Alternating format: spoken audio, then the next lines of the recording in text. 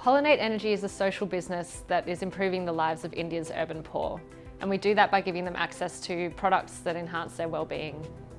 Pollinate Energy started just under 2 years ago when we realised that there were large populations of people living in urban India who didn't have access to basic electricity.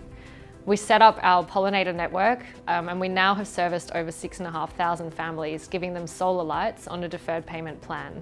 At Pollinate Energy, we train local entrepreneurs, who we call our pollinators, to go into urban poor communities and offer them sustainable and wellbeing enhancing products. Those pollinators act as a community representative. They spend time in the communities every day, they get to know them, and they also manage the sales for their customer base in those communities. In today's world, there are more than 1.3 billion people globally who don't have access to electricity, and more than 300 million of those people live in India. That's the highest concentration in any one country of people without access to electricity. Many of these do live in rural parts of India, but our team have found that there are also large populations in the urban poor communities in India's biggest and most bustling cities who are still living their lives with a kerosene lamp to light up their homes. In India, there are more than 100 million people who don't have access to clean water. As a result of this, many people get sick through diarrheal diseases or other viruses that are transmitted through water. This results in more than 1,600 deaths every day in India, because there is no clean water for these people. Arup is keen to get more involved in helping developing countries and to use technology that's actually viable for them. And we're becoming more aware of certain renewable technologies that can help treat water, and as a result of that, that developed our interest in being involved in Pollinate in this particular project. We think that supplying clean water shouldn't be such a challenge, and certainly more people should have access to it. And we think that the technology is out there to make this a viable solution.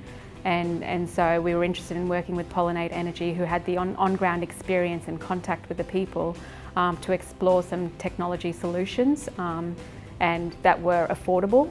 A large part of the funds that we get to start up our operations in India comes from our international programs, both the Fellowship and the Young Professionals program.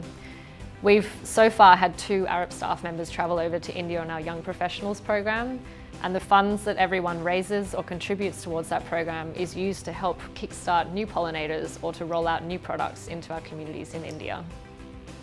The thing that interested me most about participating in the Pollinate Young Professionals program was a chance to be involved with an organisation that not only raises awareness, but also gets their hands dirty and does some work within the communities.